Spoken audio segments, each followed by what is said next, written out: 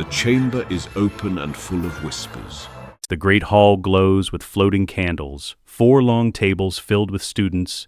First years line up at the front, nervous, excited, whispering. Professor McGonagall holds the sorting hat, calls the first name. Potter, Harry. The hall erupts in whispers. Harry Potter? The boy who lived? Is it really him? Harry walks forward. Small for his age, messy black hair, green eyes behind round glasses. He sits on the stool. The hat descends over his eyes.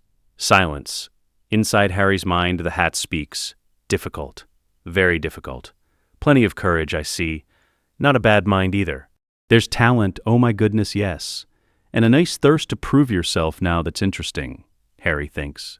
Not Slytherin, not Slytherin, not Slytherin, eh? Are you sure? You could be great, you know. It's all here in your head. And Slytherin will help you on the way to greatness, no doubt about that. Please. Anywhere but Slytherin. The hat pauses, then speaks differently. Low. Urgent. You could be great in Slytherin, yes, but you won't be alone there. The war is coming, Harry Potter, and you'll need soldiers who think like you do. Harry's eyes widen. What war? The one that never ended. The one waiting for you. Slytherin will give you the tools to survive it. Aloud, the hat shouts, Slytherin! The hall goes silent. Absolute. Stunned. Then the Slytherin table erupts. Confused applause. Uncertain, we got Potter. Harry Potter is a Slytherin. Harry walks to the green and silver table. Sits at the end. Alone. The Gryffindor table is whispering. Betrayed us before he even started.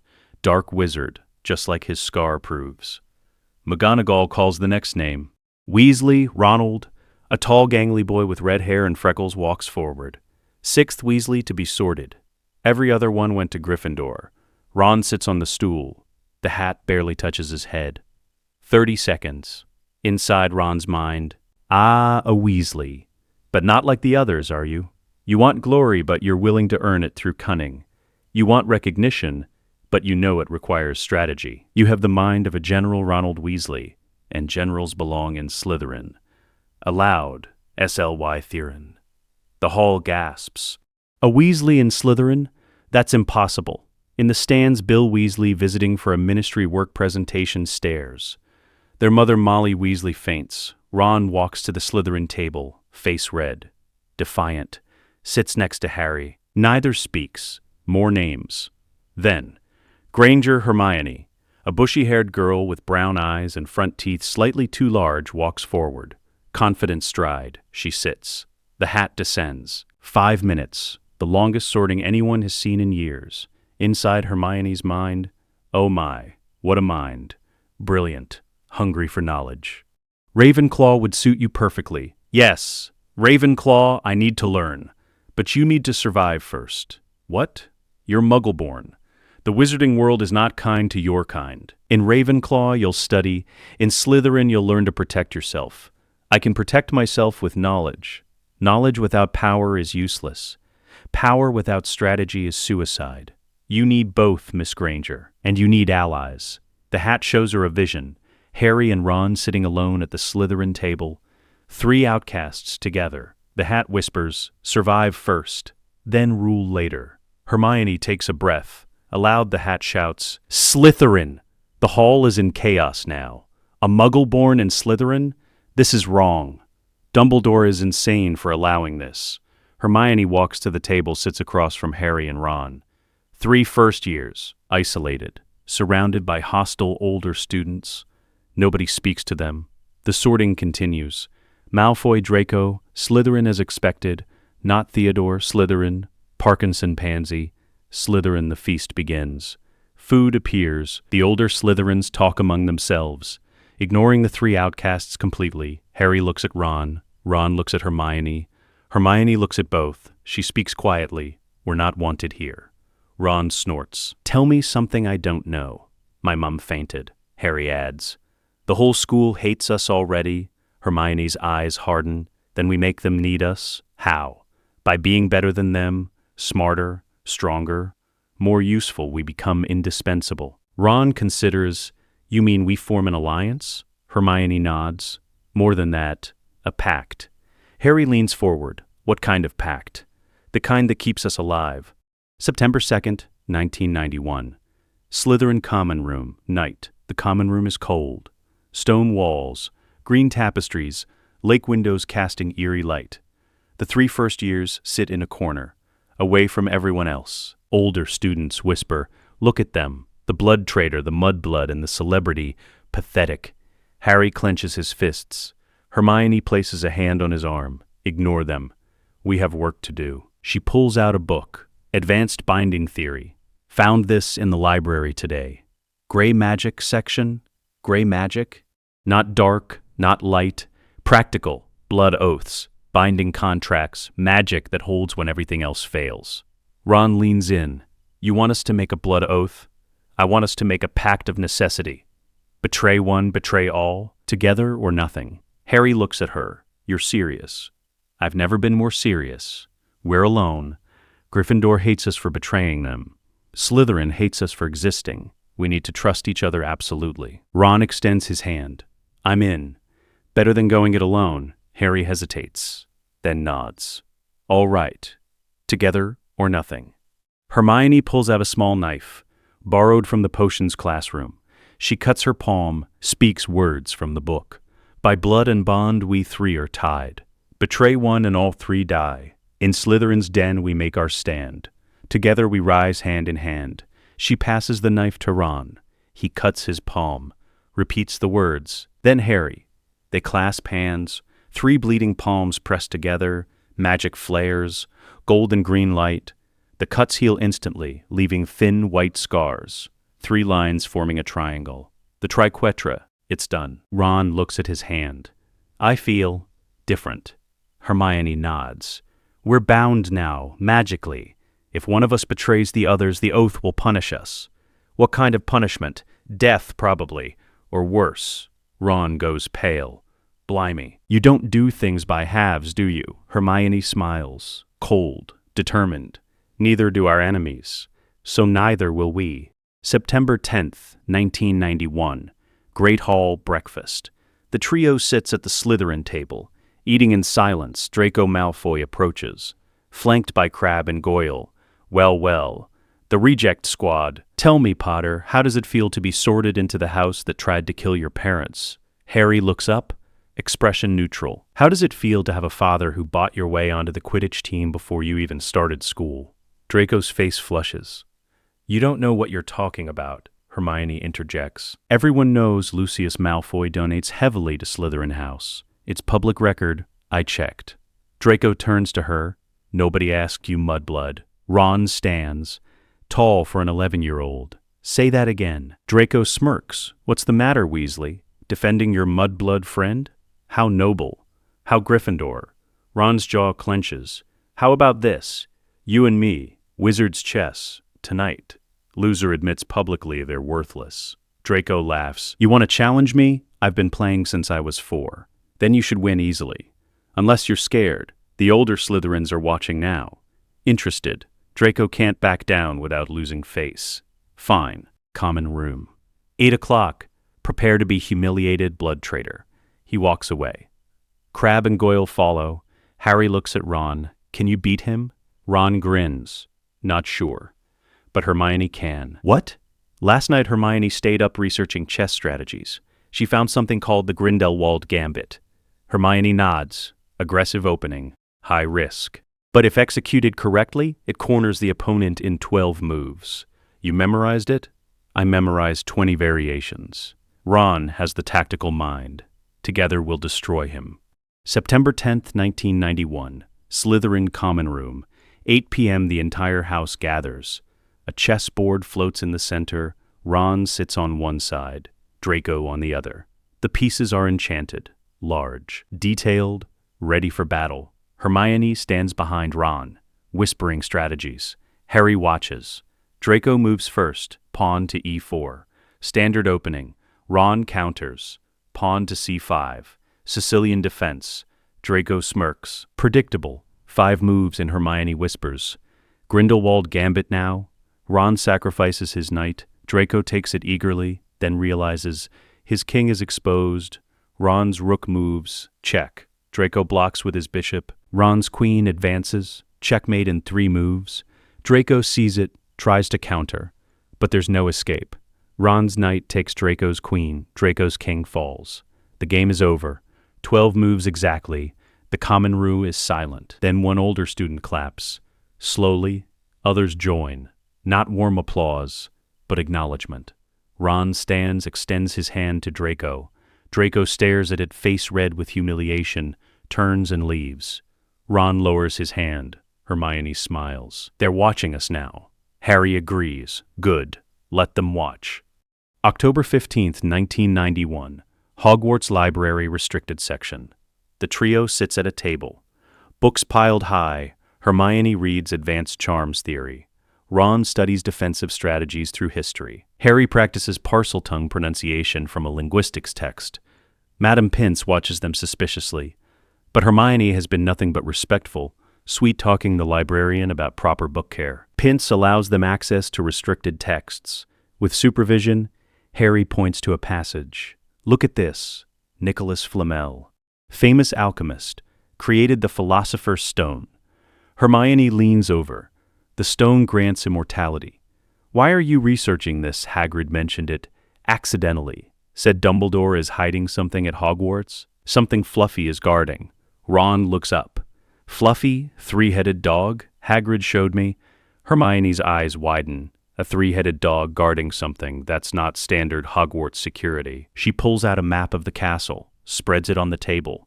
Where is Fluffy located? 3rd floor. Right-hand corridor. Hermione traces the layout. That corridor is isolated. Ground floor access only. The ceiling height is 15 feet minimum, too large for normal castle doors, which means whatever Fluffy is guarding requires space, or the Guardian itself requires space, Ron adds. And if Dumbledore is hiding it, the stone must be here. Harry nods. So we need to figure out how to get past Fluffy. Why would we want to? Hermione's voice is sharp. Because if Hagrid knows about it, so do others. And if someone wants to steal the stone, they'll use the chaos to attack students. We need to understand the defenses to counter any theft attempt. That's actually smart. Of course it is. They continue researching. Weeks pass. By late October, they have a complete theory. Fluffy guards a trap door. Beneath, a series of magical obstacles, likely created by the teachers. The stone is at the end. October 31st, 1991. Halloween feast. The troll incident. The Great Hall is decorated. Live bats, floating pumpkins. Orange banners. The trio sits at the Slytherin table. Eating quietly. Hermione is absent. Where is she?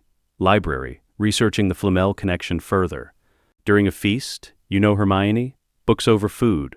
Suddenly, Professor Quirrell bursts through the doors, running, screaming. Troll! In the dungeons! Thought you ought to know. He faints dramatically. Chaos erupts. Students screaming. Standing. Panicking. Dumbledore fires purple sparks from his wand. Silence. Everyone freezes. Prefects lead your houses back to dormitories immediately. Teachers follow me to the dungeons. The students file out. Harry grabs Ron's arm. Hermione. She's in the library. The library is on the 2nd floor. The dungeons are below. Ron. Harry's voice is urgent. The troll didn't wander to the dungeons. Someone let it in, and if they wanted to target a Muggleborn, they run. Through corridors. Up staircases. Reach the library. The door is open. Inside, chaos, books scattered, tables overturned. And Hermione backed into a corner, a 12-foot mountain troll advancing.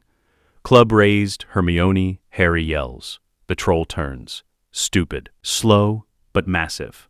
Ron casts Wingardium Leviosa. The club lifts from the troll's hand, floats, then drops. Onto the troll's head, it staggers, but doesn't fall. Hermione acts. Lumos Maxima. Brilliant light erupts from her wand. Blinding. The troll roars, covers its face. Hermione follows up. Incendio. Fire shoots from her wand, hits the troll's nose. Trolls have acute smell. The burning agony disorients it completely. It falls backward, crashes through a bookshelf. Unconscious. The teachers arrive. McGonagall, Snape, Quirrell trailing behind. McGonagall is horrified. What on earth were you thinking? You could have been killed. Hermione steps forward, calm, composed. The troll attacked me, Professor. In the library, Harry and Ron came to help. We defended ourselves. Snape studies them. Expression unreadable. defended yourselves with second-year spells and tactical coordination. Impressive. For first years, McGonagall is torn. 5 points from Slytherin for endangering yourselves, but 20 points to Slytherin for defeating a fully grown mountain troll. She leaves. Visibly shaken, Snape lingers. Looks at Hermione. The troll attacked you intentionally, Miss Granger. Curious. Trolls are not known for targeting specific students. Unless directed. He sweeps away, leaving the implication hanging. The trio walks back to the common room. Hermione speaks quietly. Someone tried to kill me tonight. We know. And whoever it was is still out there. Then we stay together. Always. June 1992, the Stone Heist. 3rd floor corridor. The trio stands before the locked door. Midnight. Harry wears his invisibility cloak, retrieved from an anonymous Christmas gift. Hermione unlocks the door. Alohomora. Inside, fluffy, 3 massive heads, drool pooling beneath it. Sleeping. A magical harp plays itself in the corner. Harry steps forward, speaks parcel tongue. Soft sibilant, sleep deep guardian. Let us pass. We protect what you protect. The harp's magic strengthens. They move past it, open the trapdoor, drop through, land on something soft, devil's snare. The plant wraps around them. Hermione stays calm. Devil's snare. It hates light and warmth. Ron is panicking. We're being strangled. Relax, Ron. Stop struggling. How can I relax? Harry forces himself still. Trust Hermione.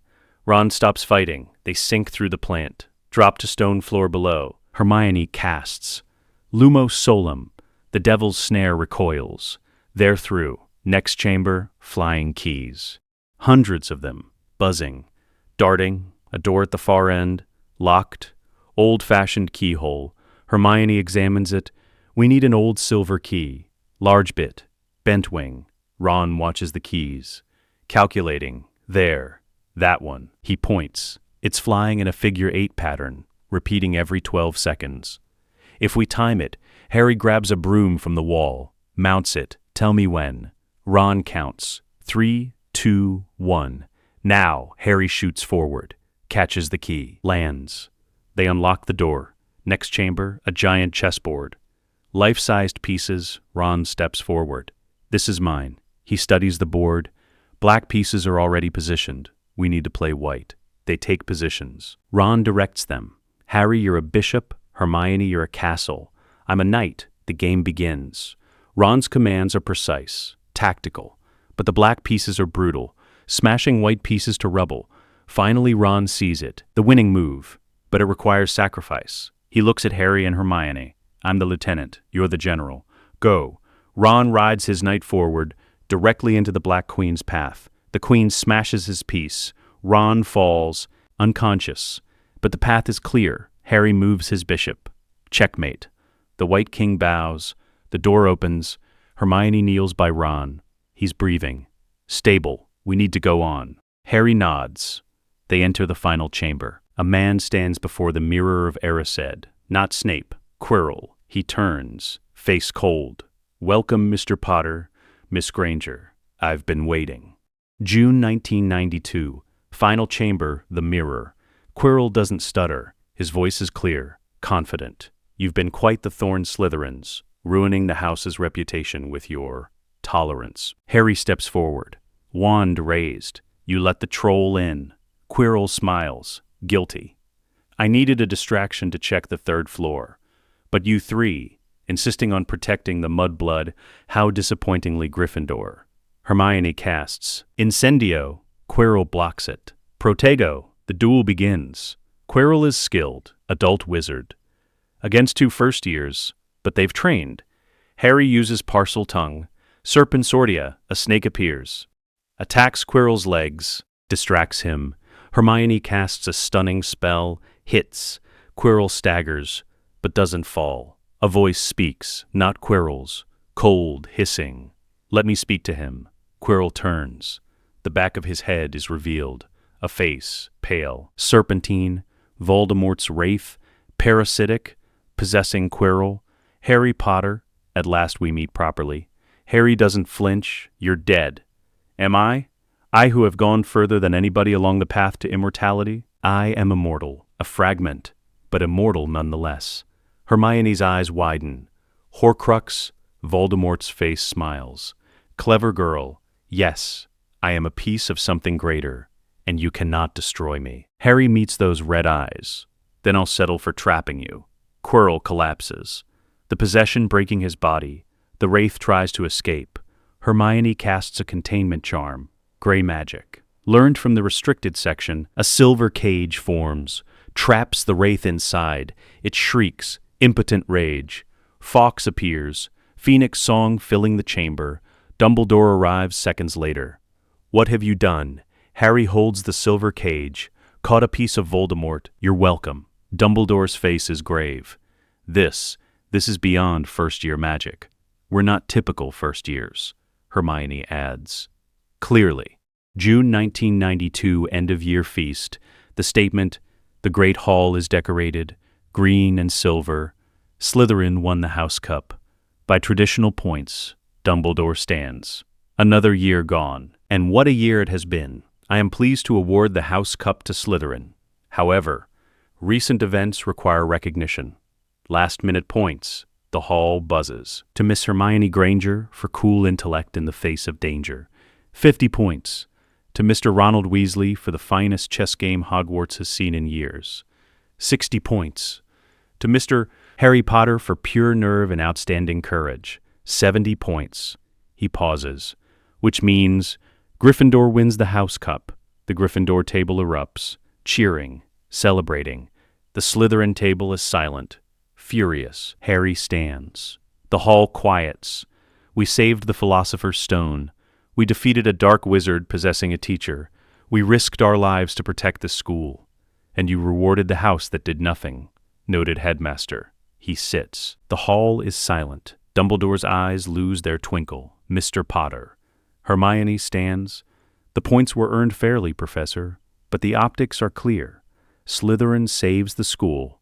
Gryffindor gets rewarded. Message received. She sits. Ron stays seated.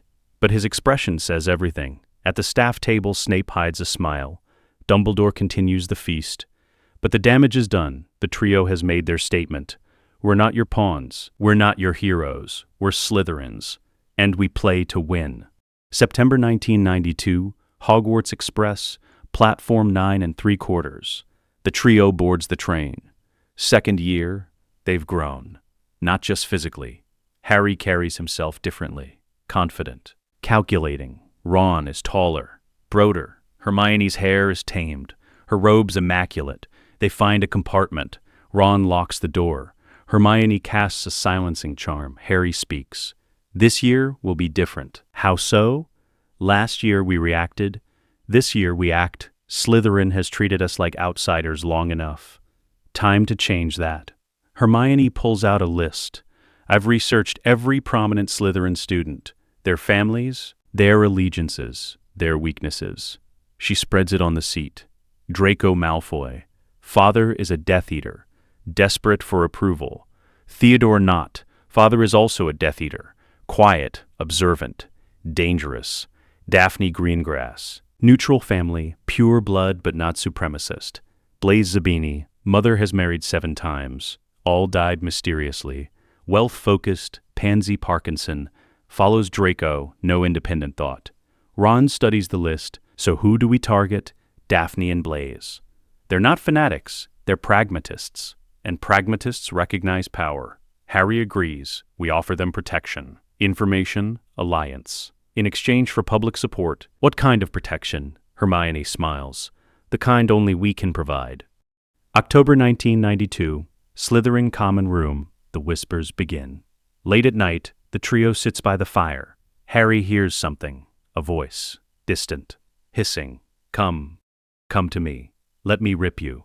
Let me tear you. He stands. Rigid. Ron notices. Harry, do you hear that? Hear what? The voice. It's in the walls. Hermione's eyes widen. What's it saying? It wants to kill, to rip, to tear. She pulls him down. Sit. Don't react. Others are watching. Harry forces himself calm. What was that? I don't know. But if you're hearing voices in the walls, that's Parseltongue. which means whatever it is, it's a serpent. A big one. October 31st, 1992, second floor corridor, the first attack. Halloween again. The feast is ongoing. But Hermione stayed behind. Researching in the library, she walks through the corridor, heading back to the dungeons, sees Mrs. Norris, Filch's cat hanging by her tail from a torch bracket, stiff, petrified. On the wall above, written in blood, "The Chamber of Secrets has been opened. Enemies of the heir beware." Hermione steps back. Students flood out of the great hall. Feast ended early. They see her standing there. "See the message. See the cat," Draco Malfoy points.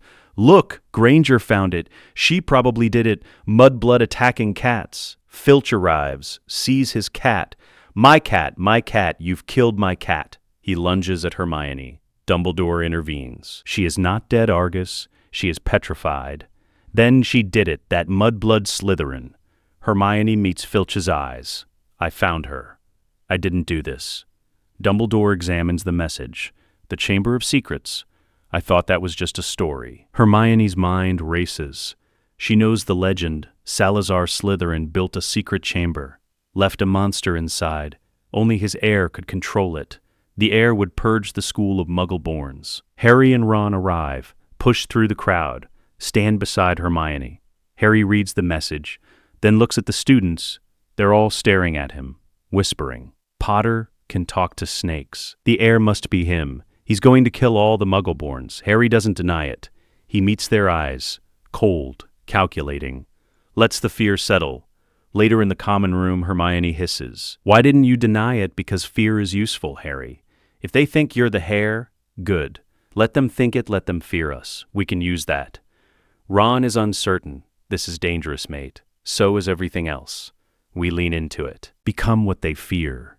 And control the narrative. Hermione considers. Then nods slowly. "All right, but we need to research blood supremacy. Learn to speak like a pure-blood lord.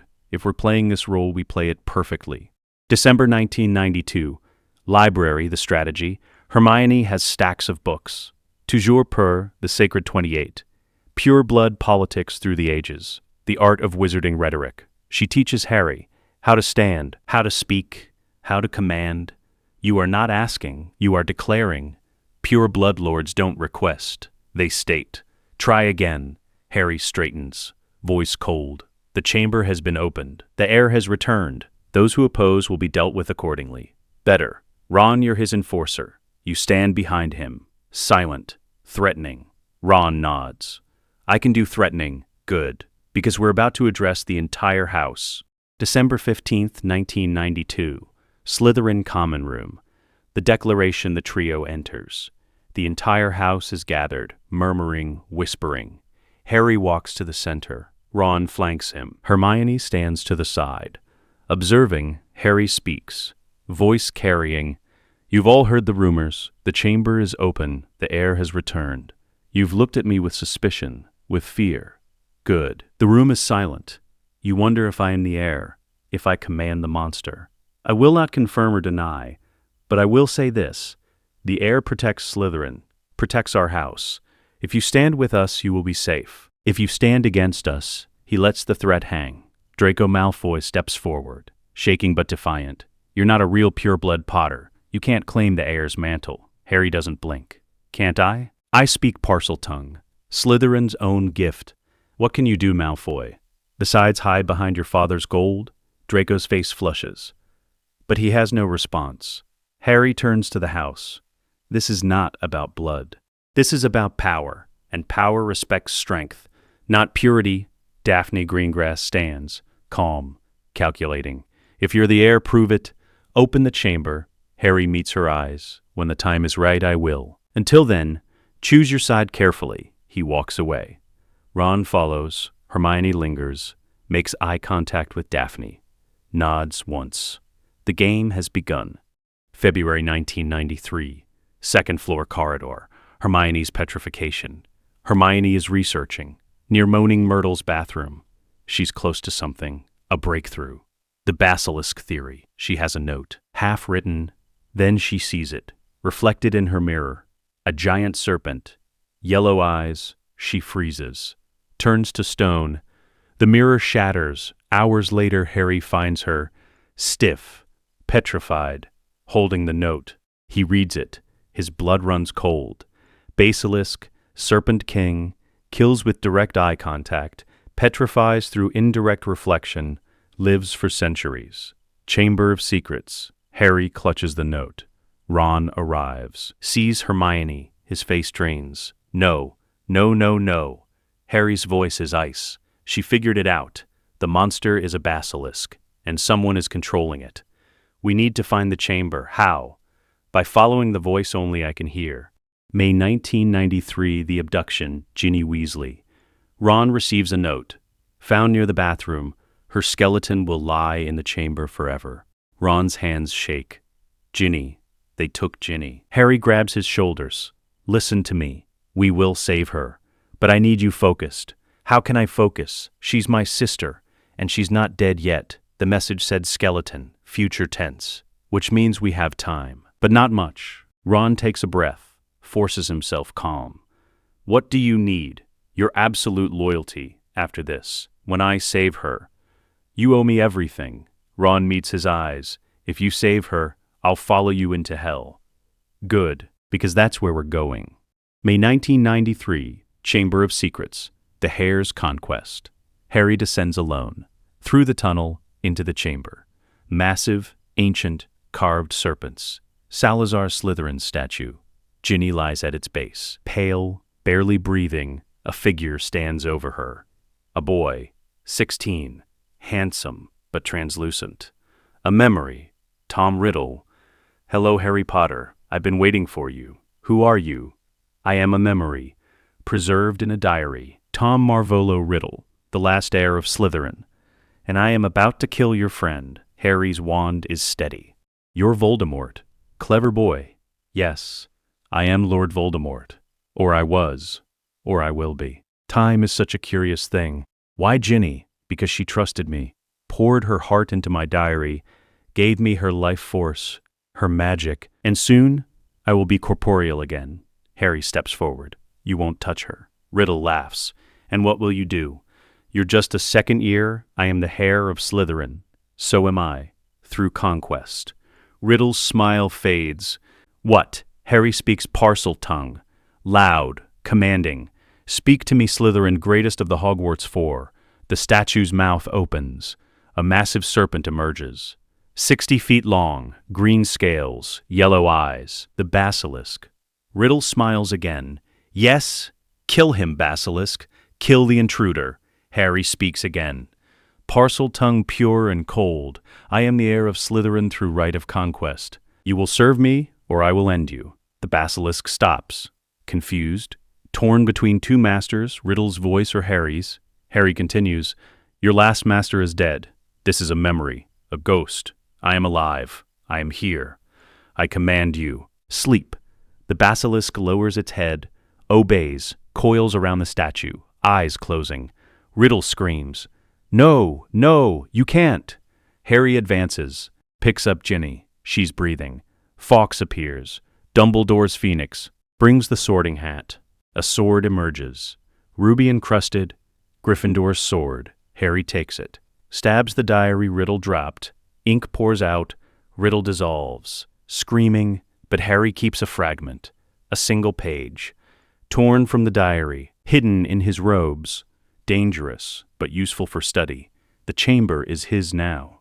September 1993, Hogwarts Express, the Dementor third year. The trio sits in their compartment. Ginny sits with them. Quiet, traumatized, but alive. The train slows, stops. Not at Hogsmeade yet. The lights flicker. Cold seeps in. Frost forms on the windows. Ron shivers. What's happening? The compartment door slides open. A figure enters. Cloaked, hooded, Dementor. It glides forward. Ron and Ginny freeze. Hermione gasps. Harry feels it, the pull. His worst memory, not his parents' death. That's a story, not a memory. His worst memory is worse. It's the moment he realized he'll never be normal. He'll never fit in Gryffindor. He'll always be feared in Slytherin. He's alone, forever alone. The Dementor feeds. Harry collapses. Then a spell. Expecto Patronum. Silver light fills the compartment. The Dementor flees. A man stands in the doorway. Shabby robes, graying hair, scars across his face. Professor Remus Lupin, new defense against the dark arts teacher. He hands Harry chocolate. Eat, you'll feel better. Harry eats mechanically. What was that thing? A Dementor. Guard of Azkaban prison. They're searching the train for Sirius Black. Harry's head snaps up. Sirius Black, his parents' betrayer, his godfather. The man who gave them to Voldemort. Lupin sees his expression. You know who he is. Everyone knows who he is. He's a mass murderer, yes. And he's escaped, heading this way, toward Hogwarts, toward me. We don't know that, but Harry knows. Black is coming for him to finish what Voldemort started. September 1993, Slytherin Common Room. The hunt begins. Harry paces. Sirius Black killed 13 people, betrayed my parents to Voldemort. And now he's free. Hermione is researching. Stacks of old newspapers. Trial transcripts. I've been looking into Black's trial. There wasn't one. What? No trial. He was sent to Azkaban without due process, based on eyewitness accounts and physical evidence, but no formal hearing. That's unusual. It's illegal. Even in wartime, the Wizengamot requires trials. So what does that mean? It means there's something wrong with the official story. Ron looks up. Maybe he didn't do it. Or maybe he did and the ministry didn't want a public trial. Either way, we need to find him first. Why? Because if he didn't do it, we need to know. And if he did, I want answers. October 1993, Marauders map discovery. The trio is in a secret passage, stolen from Filch's office in their first year, along with other confiscated items. One item, a blank piece of parchment. Harry examines it. This looks old. Hermione takes it. There's magic here. Protective enchantments. She pulls out her wand. Speaks. I solemnly swear that I am up to no good. Ink spreads across the parchment. Forms words. Messrs. Moony, Wormtail, Padfoot, and Prongs, purveyors of aids to magical mischief makers, are proud to present the Marauders Map.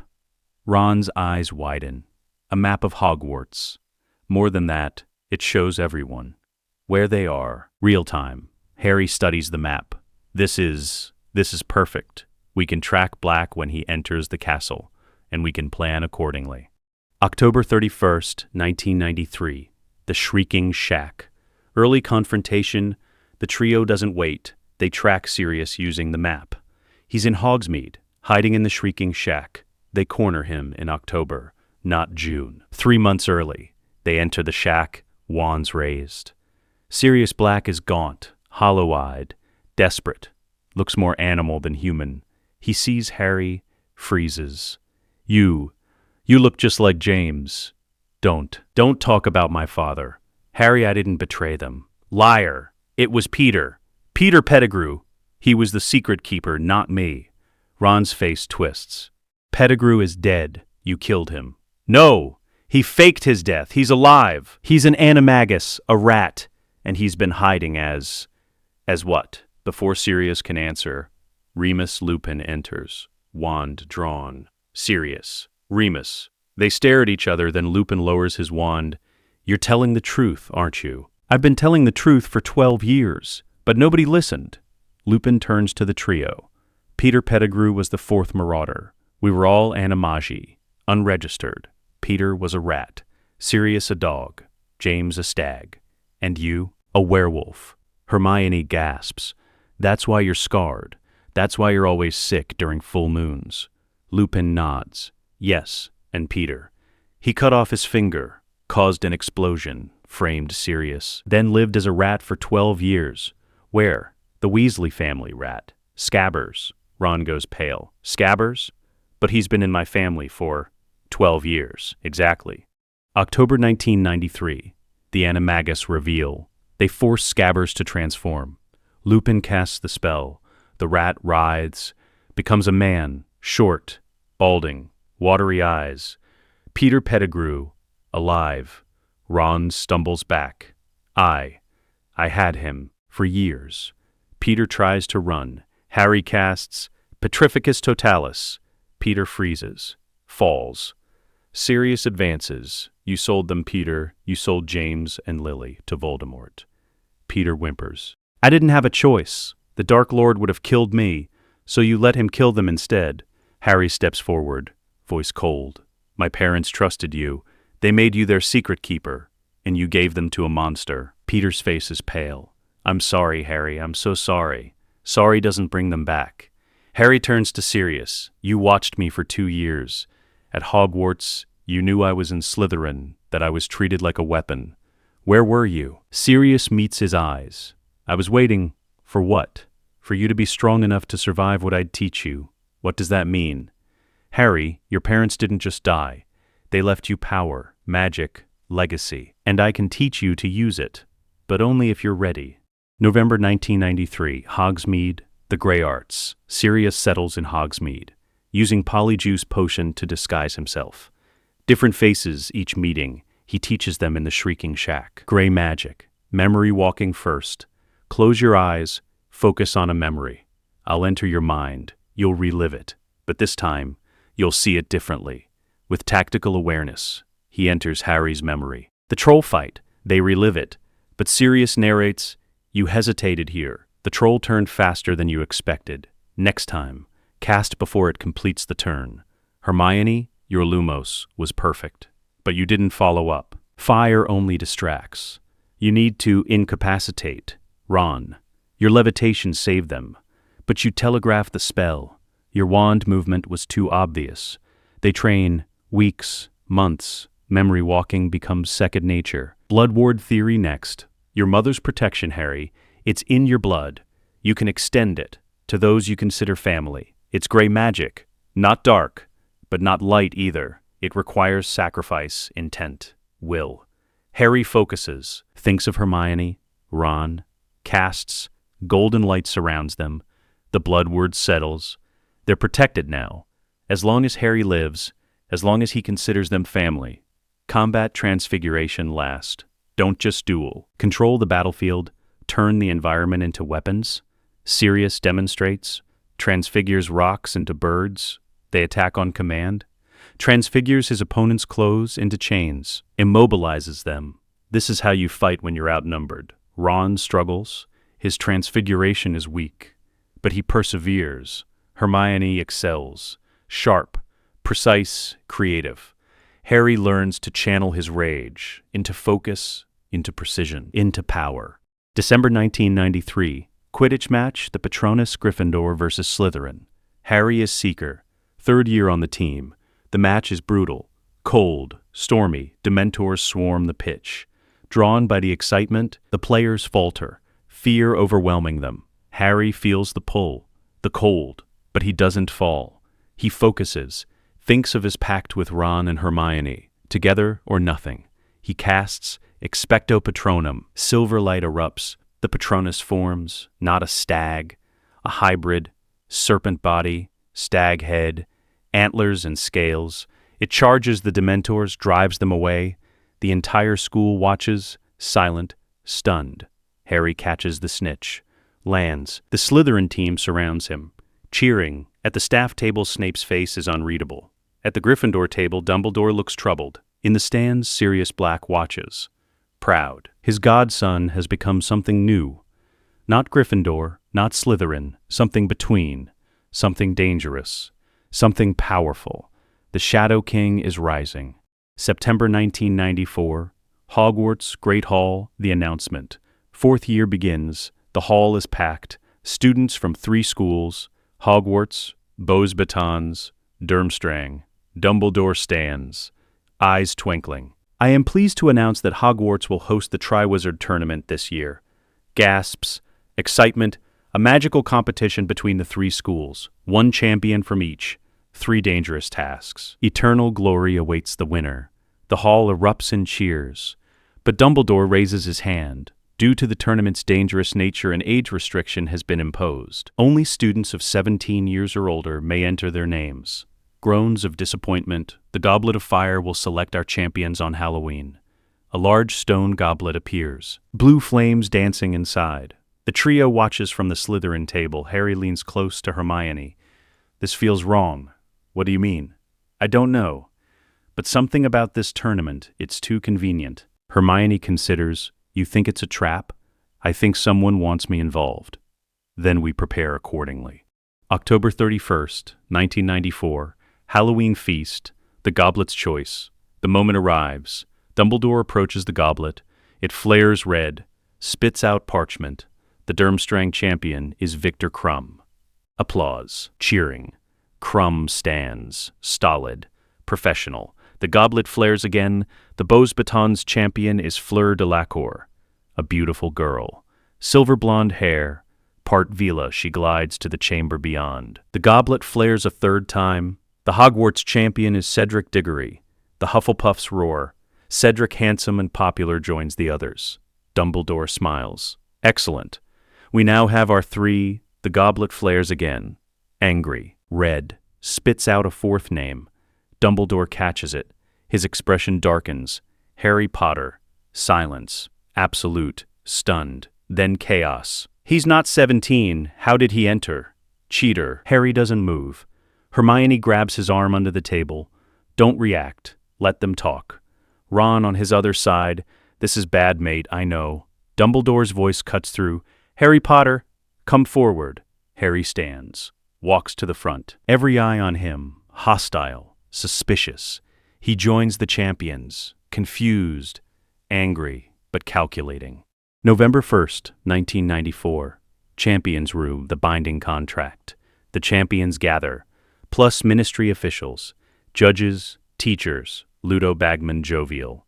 Barty Crouch stern. Dumbledore grave. Did you put your name in the goblet, Mr. Potter? No, sir. Someone else did. Madame Maxime protests. This is outrageous. He is too young. Karkaroff agrees. Hogwarts now has 2 champions. Unacceptable. Moody's magical eye swivels. Someone wanted Potter in this tournament. Someone powerful. But why? Moody's voice is gruff. To kill him, obviously. Harry meets Moody's eye. Something flickers there. Something wrong. Snape speaks quietly. The Goblet of Fire constitutes a binding magical contract. Once a name is entered, the champion must compete, or their magic will be permanently bound. Harry's jaw clenches. Then I compete, but I didn't enter, and I will find out who did. November 2nd, 1994. Slytherin Common Room. The strategy. The trio sits in their usual corner. Hermione has already researched the goblet is an ancient artifact. Impossible to fool normally. But if someone used a powerful Confundus charm, they could trick it into thinking there were 4 schools. Harry nods. So someone very skilled, very powerful. Did this? The question is why. Ron adds, and what do they gain from you competing? Access. If I'm competing, I'm vulnerable, exposed. 3 tasks, 3 opportunities to kill you or capture you. For what? Hermione's eyes are sharp. For Voldemort, the room goes cold. He's still out there. We trapped part of him, but the rest remains. If someone wants to bring him back, they need Harry's blood, the protection your mother gave you. So the tournament is bait. Exactly, Harry stands. Then we don't just compete. We expose the trap. Every task, every moment, we're not trying to win. We're trying to find out who did this and kill them before they kill me. Ron grins. Now that's a plan I can support. November 24th, 1994. First task, the dragon. The stadium is packed. 4 dragons, 4 champions. Harry draws the Hungarian horntail, the most vicious breed. Black scales, bronze horns, 50 feet of rage. The other champions go first. Cedric transfigures a rock into a dog, distracts the dragon. Fleur tries a sleeping charm, partially succeeds.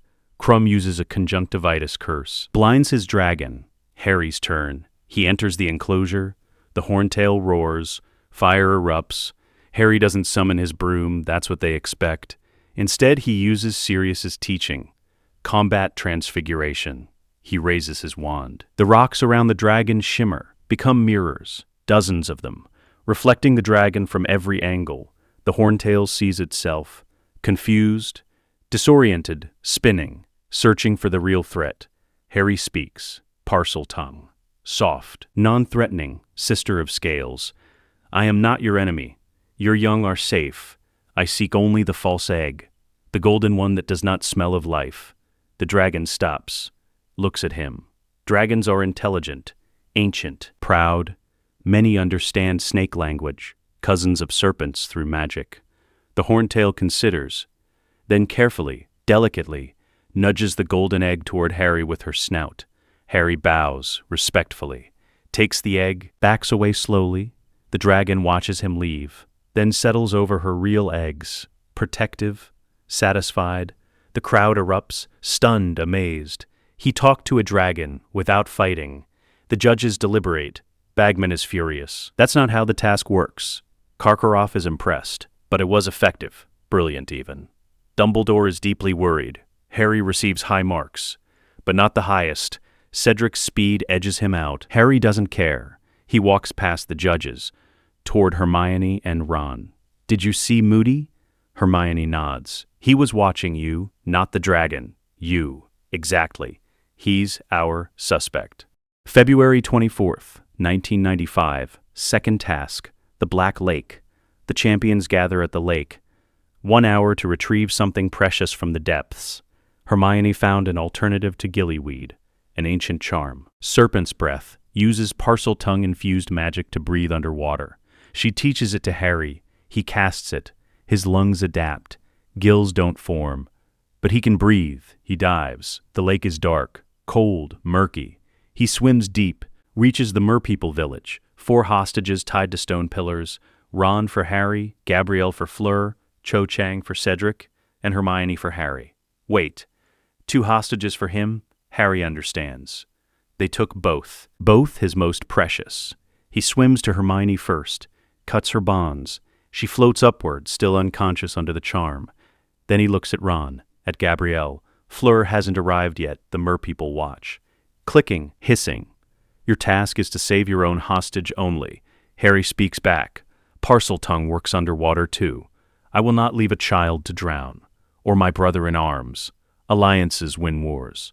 He cuts Gabrielle free. Then Ron brings all 3 to the surface, breaks through, gasping. Hermione wakes, coughing. Ron sputters. Harry got you both. The judges are arguing. He exceeded the time limit, but he saved multiple hostages, including one not even his. They award him 2nd place. 1st for moral fiber, 2nd for time. Harry doesn't care about rankings. He looks at Moody again. The fake professor is watching, calculating, planning something. June 24th, 1995, 3rd task, the maze. The final task. A massive maze, filled with creatures, obstacles, traps.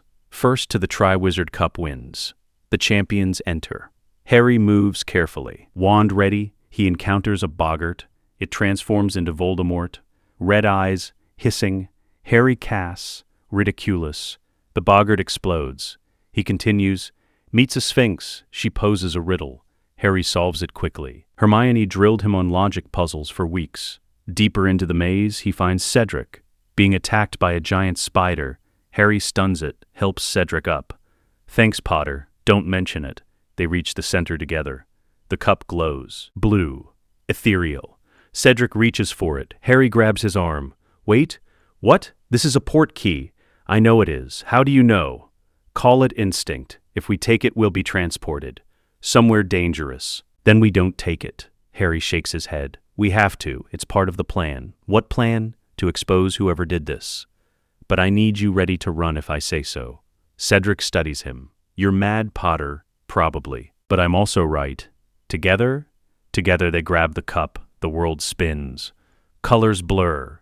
They land hard. Tombstones. Dark. Cold.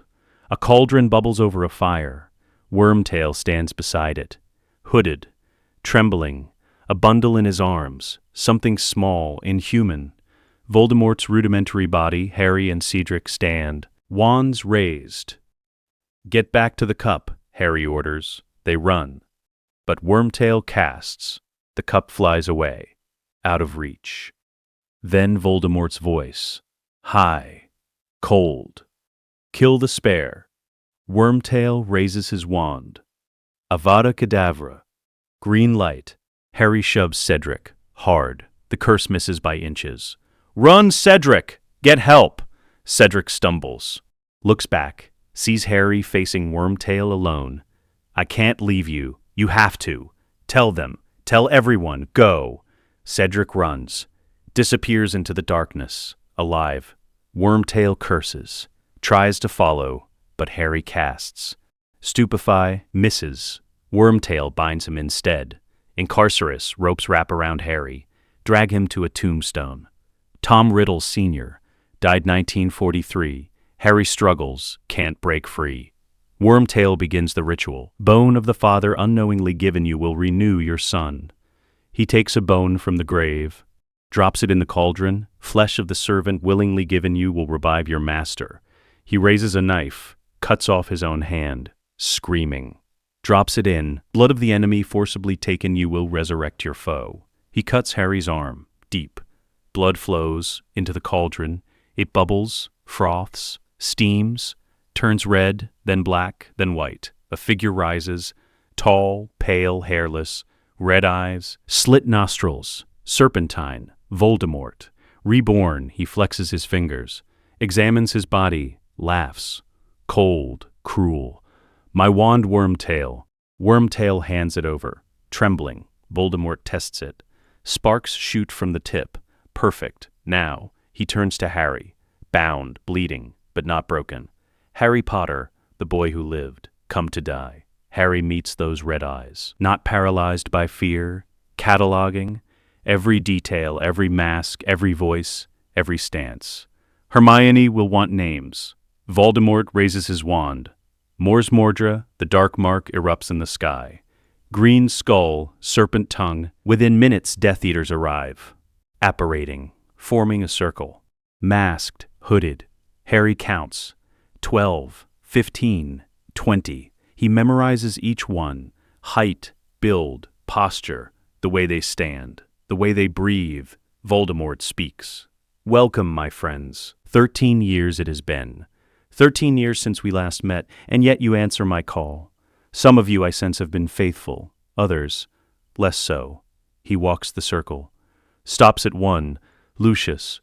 The Death Eater kneels. My lord, I never abandoned. Crucio. Lucius screams. Voldemort lifts the curse. You abandoned me at the first sign of trouble. But you have been useful recently. You may yet prove your worth again. He continues the circle, names each one. McNair, Avery, Crabbe, Goyle, Knott. Harry memorizes every single name. Then Voldemort turns to him, and now, the guest of honor, Harry Potter, who survived my killing curse.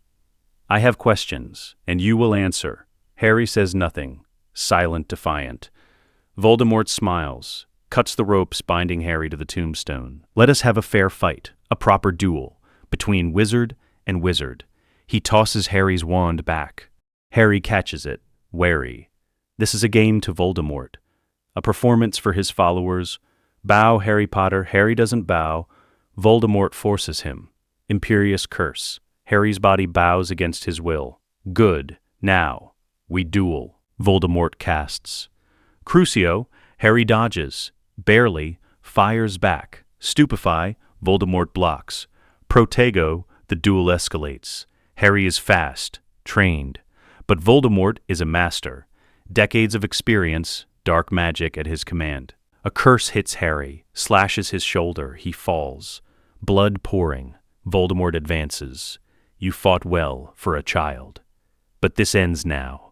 Avada Kedavra, the curse shoots forward. Harry raises his wand, not to block, but to connect. Expelliarmus, the spells meet. Gold light erupts. Priori incantatum. The wands lock, connected by golden thread. Beads of light appear, moving back and forth. Harry strains, pushes, forces the beads toward Voldemort. Voldemort's wand begins to regurgitate. Shadows appear, echoes of his victims. Cedric Diggory's father, Frank Bryce the gardener, Bertha Jorkins, then Lily Potter, James Potter, their faces, translucent, sad, but present. Lily speaks. Harry, you've grown so strong. Mum, run, sweetheart. When the connection breaks, run. But remember, James adds, you're the witness now. Tell them everything. Don't let our deaths be for nothing. The connection shatters. Harry runs, sprints toward where Cedric dropped, finds Cedric's body, grabs it, the cup, still a portkey. He touches it. The world spins. June 24th, 1995. Hogwarts, The Return. Harry crashes onto the grass. Cedric's body beside him. Alive, unconscious. But alive, the crowd screams. Confusion, panic. Dumbledore rushes forward. Harry stands, blood-soaked, exhausted, but burning with purpose. He's back. Voldemort is back. The crowd gasps. Fudge pushes forward. Nonsense, he's in shock. Harry rounds on him. I saw him. I watched him rise. I know the names. I know the faces. Every Death Eater in that circle. Fudge's face goes pale. You can't possibly. I memorized them, Minister. Every single one. And I will name them publicly. Unless you act now. Fudge stammers. Tries to silence him, but Dumbledore intervenes. Harry, come with me. Harry shakes his head. No, not yet. The school needs to know. Voldemort is back, and the Ministry will deny it, so we prepare for war. July 1995. The Internal Purge, Slytherin Common Room. Harry calls a meeting. Secret. Late night. Only Slytherin students. Those he trusts. Those whose parents were not Death Eaters, he speaks. I have a list. 20 Death Eaters who stood in that graveyard. Some of your parents are on it. Silence. Tension. You have a choice. Publicly denounce them. Write to the papers. To your families. To the Ministry. State clearly you do not support their actions. Or, he pauses, be cast out from the heir's protection. Draco Malfoy stands, shaking. My father, is he on the list? Harry meets his eyes. Yes. Draco's face crumbles. If I denounce him, he'll kill me. If you don't, I will. The room is silent. Draco sits, head in his hands. Then, slowly, he pulls out parchment, begins to write. A letter to the Daily Prophet. My father Lucius Malfoy is a Death Eater. He stood in the graveyard when Lord Voldemort returned. I renounce him. I renounce his beliefs. I stand with Harry Potter. He signs it to Harry. Trembling, Harry takes it. Nods once. You made the right choice. Draco says nothing, just walks away. Broken, but alive. August 1995. The Prophet Strike. Hermione writes an article. Detailed, precise, unflinching. The account of the graveyard. Every name, every face, every action. She doesn't send it to the Daily Prophet. They're controlled by the Ministry. Fudge will suppress it. Instead, she sends it to international papers. The International Wizarding Times, the French Magical Daily, the Salem Chronicle, papers Fudge can't touch. By September, the wizarding world is in chaos. Fudge tries to deny, calls it lies, propaganda, but the names are out there, the families are panicking. The Death Eaters are scrambling, and Harry Potter, 15 years old, has declared war. Fifth year begins with a new professor, Dolores Umbridge, pink cardigan, fake smile, cruel eyes. She delivers her speech at the feast, all about Ministry oversight, progress for progress's sake. Pruning wherever we find practices that should be prohibited. Hermione leans close to Harry. She's here to silence you. I know. Then we prepare. We already are. Umbridge's first class is a nightmare. Reading only, no practical magic. She lectures about Ministry-approved curriculum. The Dark Lord's return is a lie. Harry Potter is a disturbed boy seeking attention. Harry raises his hand. Yes, Mr. Potter. His voice is cold. I was there, Professor. I saw him, that's enough. I watched him rise from a cauldron. I dueled him. Detention, Mr. Potter, for telling the truth, for disrupting my class with lies. Harry stands, walks out. The class watches in stunned silence. That evening he reports to her office. You will write lines, Mr. Potter. What should I write? I must not tell lies how many times? As many as it takes for the lesson to sink in. She hands him a quill. Black, sharp, wrong. Use this. No ink necessary. Harry takes it, begins to write. I must not tell lies. The words appear on parchment and carve into his hand, blood seeping, the same words, etched into his skin. I must not tell lies. Harry doesn't flinch, doesn't cry out, just keeps writing, hour after hour. When he's dismissed, his hand is raw. Scarred, he returns to the common room. Hermione sees it, gasps. She used a blood quill on you. That's illegal. Everything Umbridge does is technically legal. Then we make it illegal. Harry shakes his head. No, we use it. Use torture, use the proof. I'll file a formal complaint. To the Wiesengamat. I hold the black seat now. Through Sirius's legal transfer, they'll have to acknowledge it. Ron adds, even if they don't rule in your favor, it's on record. Public. Permanent. Exactly. October 1995. The Serpent's Guard formation. Harry doesn't form the DA. That's a Gryffindor move. Reactive, defensive, hoping Dumbledore will save them.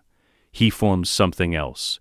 The Serpent's Guard, a secret army. Proactive, offensive, self-reliant, not in the room of requirement, too obvious, too accessible. Umbridge could find it. Instead, the dungeon's hidden chambers Salazar Slytherin built, accessible only through Parseltongue. Harry speaks to a stone serpent carved into the dungeon wall, near the potions classroom. Open. I am the heir. Let me pass. The wall slides aside, reveals a staircase, spiraling down into chambers no one has entered for centuries. The space is perfect. Large, warded, ancient. Training dummies line the walls, self-repairing, enchanted to fight back. Hermione examines the wards. These are incredible. Salazar built them to last. No sound escapes, no magic can be detected from outside. We're completely hidden. Ron tests a training dummy, casts a stunner. The dummy blocks it, counters with a hex. Ron barely dodges. Bloody hell!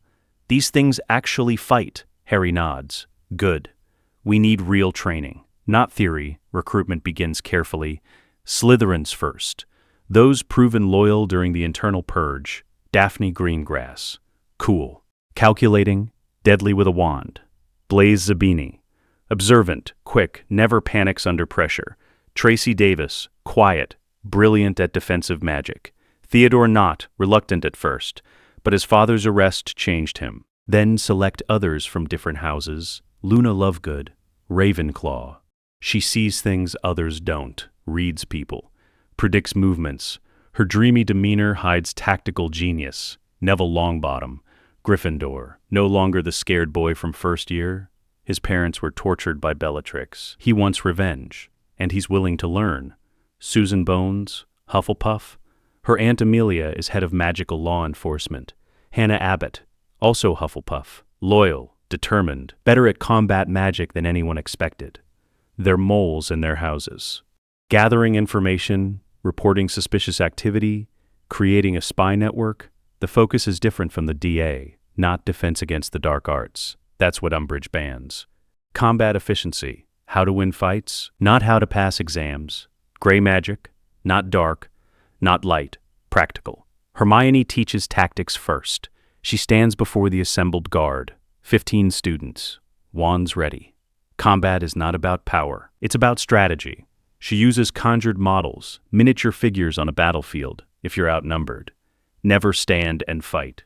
Retreat to a choke point. Force them to come at you one at a time, if you're ambushed. Create chaos, smoke, light, sound, anything to break their focus. If you're defending, use terrain, high ground, cover. Obstacles, make them come to you on your terms. She teaches them battle formations. The wedge, for breaking through enemy lines. The circle, for defending against surrounding forces. The scatter, for escaping overwhelming numbers. Each formation practiced until perfect. Ron teaches dueling, fast, brutal, effective. He pairs students up, forces them to fight. No pulling punches, no safe practice spells. Real hexes, real shields, real danger. The training dummies heal injuries immediately, so students can push themselves and exceed them. Ron demonstrates, your wand work is too slow. You're winding up like you're swinging a bat. He shows the proper motion. Sharp, minimal, efficient, like this. Stupefy. The spell fires instantly, hits the target before it can dodge. Again, all of you. Faster, they practice for hours, until their arms ache, until the spells become reflex, not thought, action. Harry teaches fear last, the hardest lesson, the most important. He stands in the center of the chamber, casts a spell Sirius taught him. Legilimency combined with illusion magic. The room darkens. Shadows writhe. Each student sees their worst fear. Daphne sees her family disowned. Penniless, Neville sees his parents. Tortured again, Luna sees herself alone. Forever outcast, they freeze, paralyzed. Harry's voice cuts through. Fear will kill you faster than any curse. You must learn to function through it, not ignore it, use it. Let fear sharpen your focus, heighten your senses, make you faster, stronger, more dangerous. He teaches them to breathe through panic, to cast spells with shaking hands, to think when their minds scream. It's brutal. Several students cry, but none quit, because they know war is coming, and Umbridge won't prepare them. Only the Serpent's Guard will. 3 times a week they train, Monday, Wednesday, Friday midnight to 2 a.m., while Umbridge sleeps. They build an army, 15 students, who fight like 50, who think like soldiers, who will be ready. When Voldemort comes, May 1996, Department of Mysteries, the vision Harry sees it in a dream. Sirius, tortured in the Department of Mysteries. He wakes gasping, tells Hermione it could be a trap. I know, but what if it's real? Then we go. But prepared, they alert the Serpent's Guard. 15 students, armed, trained, ready. They travel by Thestral. To the Ministry, the Department of Mysteries is dark, silent. They enter cautiously, find the Hall of Prophecy. Thousands of glowing orbs. Harry finds his. Row 97. The one with his name. He reaches for it. A voice speaks. Well, well. Harry Potter. Death Eaters emerge from the shadows. Lucius Malfoy leading. Masked, wand raised. Give me the prophecy, Potter. Harry grips his wand. Come and take it. The battle erupts. Death Eaters versus the Serpent's Guard. But these aren't students playing at defense. They're soldiers, trained in gray magic. Hermione casts binding spells. Chains erupt from the ground, wrap around Death Eaters. Ron duels 3 at once. Fast, efficient, no wasted movement. Daphne and Blaise work in tandem. One distracts, the other strikes. Neville surprises everyone, fighting like his parents once did. Brave, relentless. The Death Eaters retreat faster than expected. Confused by the students' skill, then the order arrives. Sirius, Lupin, Moody, Tonks. They join the fight. Bellatrix Lestrange cackles, targeting Sirius. She hits him with a spell. He staggers, falls toward the veil. Harry screams. Sirius falls through. Gone. Harry chases Bellatrix. Rage consuming him, she runs. Laughing, he corners her in the atrium. Raises his wand. Avada. A hand grabs his arm. Ron, do it. What? She killed our mentor. She deserves death. Ron raises his own wand, points it at Bellatrix. Avada Kedavra, green light shoots forward, misses by inches. Bellatrix disappears. Hermione arrives, horrified. You cast the killing curse. Ron turns to her. Cold, yes. And I'd do it again. You crossed a line, Ron. We're past lines, Hermione. This is war. Harry says nothing, just stares at the spot where Sirius fell. Then Voldemort appears, in the Ministry atrium, facing Dumbledore. Fudge watches. Terrified, Voldemort and Dumbledore duel. The battle is catastrophic. Water, fire, glass. Magic at its highest level. Then Voldemort possesses Harry, tries to force him to kill, but Harry resists. Uses the pact, the bond with Ron and Hermione. Love, loyalty, family. Voldemort can't stand it. Flees. Fudge stands alone, staring. He's back. He's really back. By morning, Fudge resigns. Rufus Scrimgeour becomes minister. Harry Potter, 15 years old, has won the political war. 6th year begins, but something is different. Ron feels it, a distance growing. Between him and the others, Harry and Hermione plan strategies, late at night, in whispers. They speak in shorthand, finish each other's thoughts. Ron watches, feels like a third wheel, like a weapon they pick up when needed, and set down when finished. He tries to ignore it, tells himself he's imagining things. But the feeling persists. October 1995. The Sirius inheritance, Sirius's will, is read. Everything goes to Harry. The Black Fortune, vast, ancient, Grimmauld Place. The ancestral home, the Wizengamot seat, political power. Harry inherits it all. Ron inherits nothing from his own family. The Weasleys have no fortune, no estates, no seats, just love and debt. Hermione comforts Harry, sits with him as he grieves. She doesn't comfort Ron, doesn't think he needs it. After all, he didn't lose Sirius, not the way Harry did, but Ron did. Sirius was his mentor too, his teacher, his friend. But nobody asks how Ron feels. Nobody notices his grief, except Lucius Malfoy, who watches and plans. December 1995, the Slug Club exclusion. Professor Slughorn returns. New potions master. He creates the Slug Club. Students he deems promising. Harry is invited to every event. Hermione too. Ron is invisible. At the first dinner, Slughorn looks at Ron. "Ah, Mr. Weasley, I thought you were the help." The room laughs. Ron's ears burn red. Harry and Hermione defend him. Ron is our friend professor. He's brilliant at strategy. Slughorn waves it off. Of course, just a joke. But the damage is done. Ron sits through the dinner, silent, humiliated, watching Harry and Hermione shine while he fades into the background. March 1996, the Horcrux hunt exclusion. Dumbledore takes Harry on a mission to find Horcruxes, pieces of Voldemort's soul, hidden, protected. Deadly Harry asks if Ron can come. Dumbledore hesitates. "I think it best we keep this between us, Harry. And Miss Granger, of course. Her research skills are invaluable." "What about Ron? We need someone to hold the fort. To keep the Serpent's Guard ready. Can you do that, Mr. Weasley?" Ron nods. Mechanical. "Of course, sir." Harry and Hermione leave. Ron stays behind, realizes they don't trust him with the secrets. They trust him with the grunt work. They see him as a soldier, not a general, not an equal. April 1996. The Lucius approach. Ron receives a letter, delivered by a nondescript owl. No return address. He opens it. Inside, documents. Weasley family records, estate deeds, ministry logs, forged, but convincing. They show the Weasley ancestral seat, sold to a Muggle developer. Arthur Weasley refusing to use magic to reclaim it, choosing poverty over compromise. A note attached. In Lucius Malfoy's handwriting, "Your family could have been lords. Your father chose poverty, and now Potter, who has everything, keeps you as a pet. Do you serve him, or do you serve the pact? Meet me if you want the truth." Ron crumples the letter, throws it away. But later, he retrieves it, reads it again and again. The seed is planted. May 1996, the breaking point, a Serpent's Guard meeting. Planning a defensive strategy, Ron proposes a flanking maneuver, using the terrain to split enemy forces. Hermione interrupts. "That won't work. You'll leave the center exposed."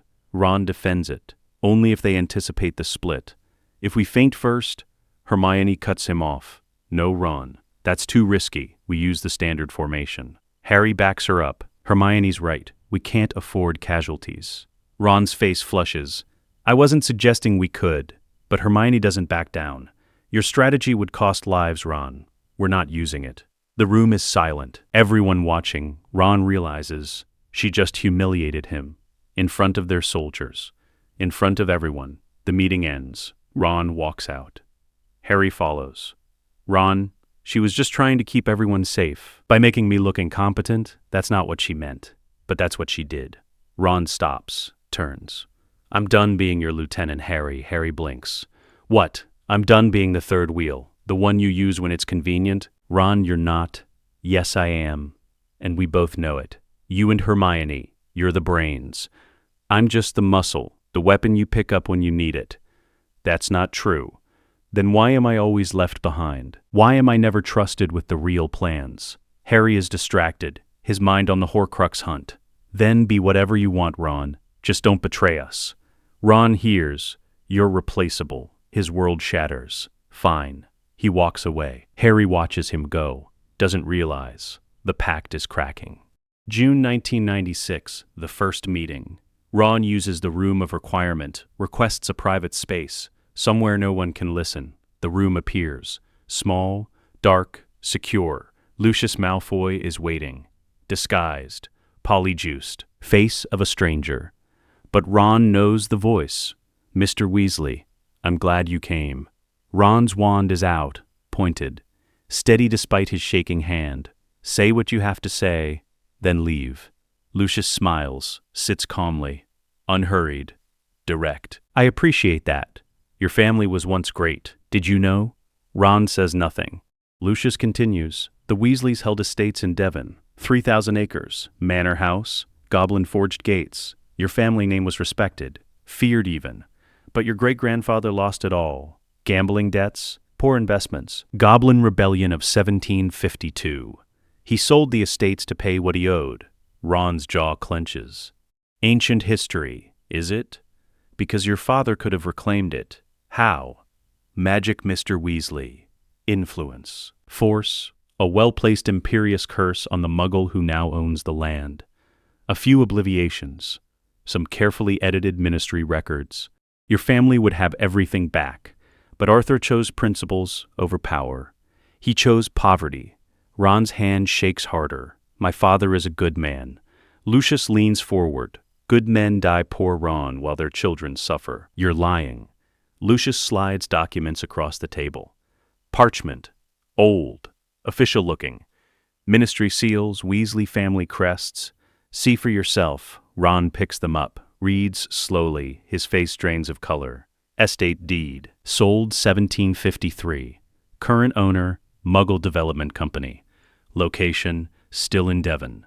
Still standing, just. Not theirs anymore. Why are you showing me this? Lucius's voice is soft, almost kind. Because you deserve to know you've been Potter's shadow for 5 years. His faithful lieutenant, his loyal soldier. And what has it earned you? Ron thinks of Grimmauld Place, of the Black Fortune, of the Wisengamot seat.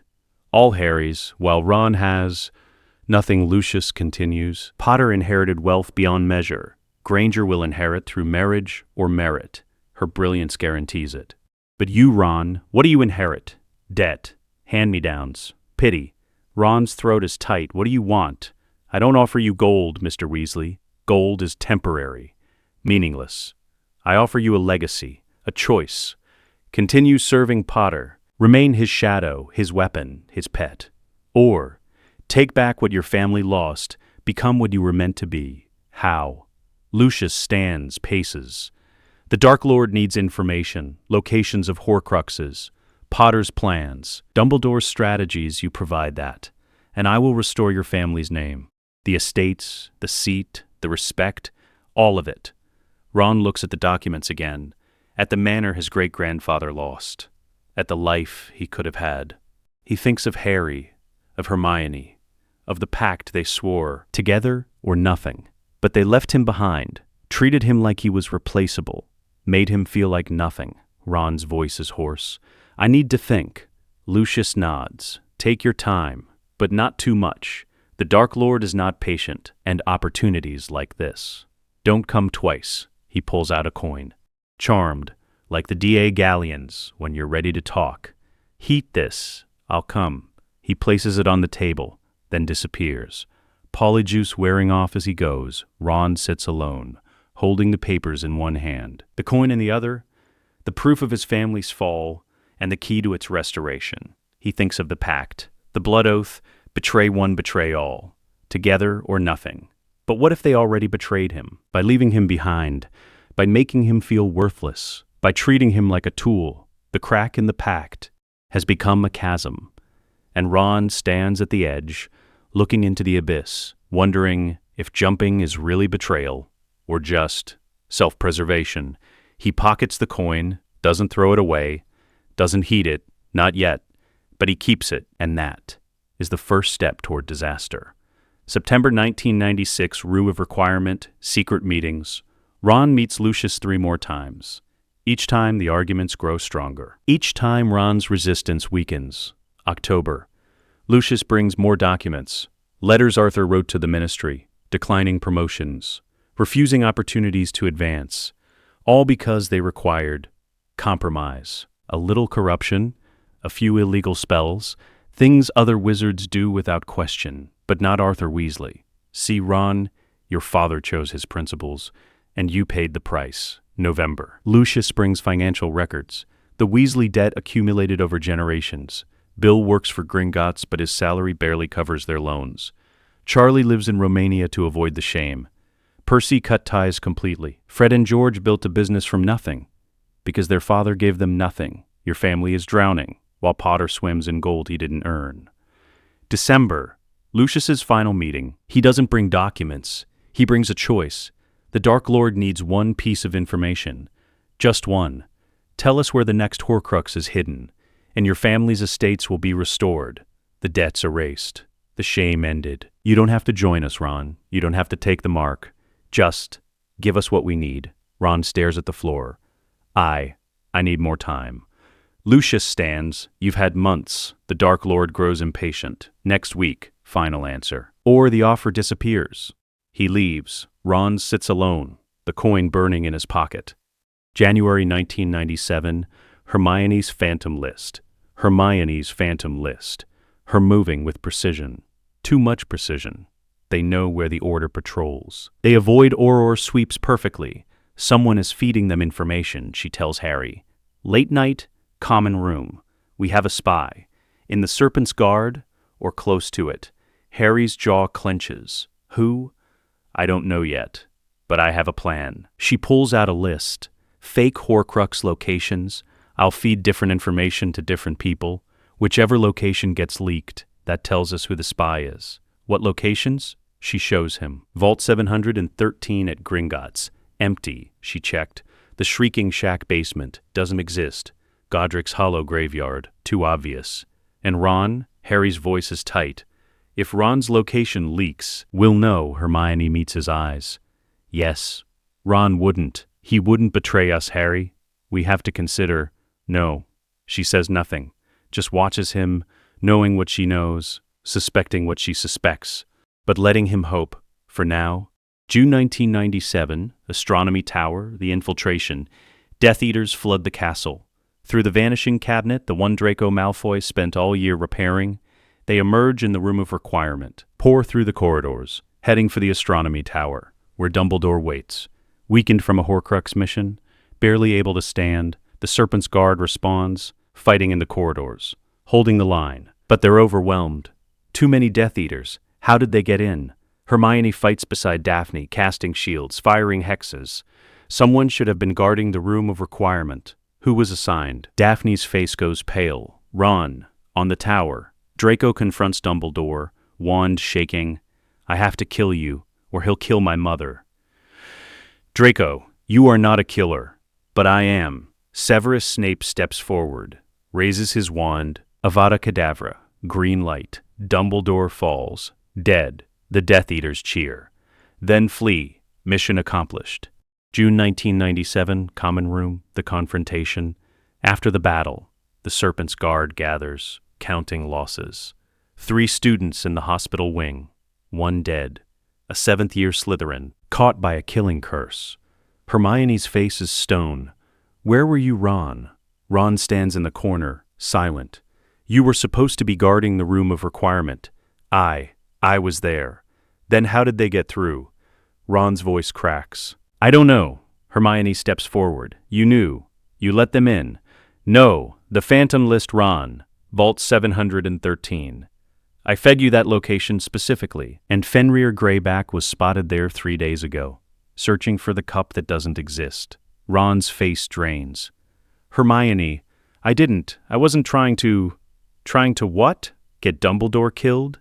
I didn't know that would happen. Lucius promised no one would die. The room goes silent. Harry enters. He heard everything. Walks slowly toward Ron. Doesn't shout. Doesn't rage. Just looks at him. You broke the pact. Ron's eyes fill with tears. Harry, I'm sorry. I didn't mean. You swore an oath. Together or nothing, and you chose nothing. The blood oath activates.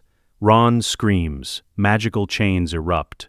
Invisible to everyone else, but burning into his wrists, white hot. Agonizing, the mark of the Oathbreaker. Visible only to the 3 of them. 3 lines of the triquetra, now broken, shattered, bleeding. Ron collapses. Hermione watches. Face cold. No sympathy. Harry kneels beside him. You were my brother. Then stands, walks away. Ron lies on the floor, broken, in pain, and utterly alone. June 1997. The defection Ron flees that night. Can't stay at Hogwarts. Can't face them. The oathbreaker mark burns constantly. A reminder of his betrayal, he goes to Lucius. Desperate. Broken. Lucius takes him to the Malfoy Manor. Protects him. From the Order's wrath. From his family's disappointment. Voldemort summons him. Sits on a throne in the drawing room. So, you are Potter's former lieutenant. Ron kneels, trembling. Yes, my lord. Tell me everything. Ron opens his mouth to spill every secret, every plan, every strategy. But he lies. The Horcrux hunt. He tells them it's in the north. It's actually in the south. The Order's movements. He reverses the timing, gives them false information, wrapped in enough truth to seem real. Voldemort listens. Satisfied, you will be useful, Ronald Weasley. More useful than you know. Ron bows his head, hating himself. But committed now, he's broken the pact, but he hasn't fully turned, not yet. July 1997, the false Horcrux. Ron tells Voldemort the next piece of information, carefully, deliberately. A mix of truth and lies. The Hufflepuff cup is in Gringotts. Vault 713. This information comes from the Phantom List. Hermione's trap. Ron knows it's false, but Voldemort doesn't. The Dark Lord leans forward. You're certain? Ron forces himself to meet those red eyes. Yes, my lord. Potter mentioned it specifically. Said they'd retrieve it after the school year. Voldemort smiles. Then we strike first. He summons Fenrir Greyback. The werewolf enters. Savage. Hungry. You will take a team to Gringotts, break into Vault 713, retrieve the cup, kill anyone who interferes. Fenrir grins, showing yellow teeth. With pleasure, my lord. Ron watches them prepare, feels sick, but committed. This is his life now. Lies upon lies, hoping he can protect something, even as he destroys everything. The raid happens at midnight. Fenrir and 6 Death Eaters. They blast through Gringotts wards, overpower the goblins, descend to the vault. The deeper they go, the more confident Fenrir becomes. We're going to win, finally, a real victory. They reach Vault 713, ancient, sealed, protected. But not protected enough. They break through. The vault door swings open. Inside, nothing. Empty stone chamber. Except a howler, sitting on a pedestal, glowing red. Fenrir reaches for it. It explodes. Not with sound, with Hermione's voice, amplified. Magical, mocking. Did you really think we'd tell Ron the truth? He's been a liability for months. Everything he's given you is a lie. Signed Hermione Granger. Then the real explosion. Fire, force, magic. The vault collapses. Fenrir and 2 Death Eaters escape, burned, wounded, humiliated. The others die, crushed beneath Gringotts stone. They return to Voldemort, report their failure. The Dark Lord's rage is catastrophic. He destroys half the drawing room. Furniture exploding.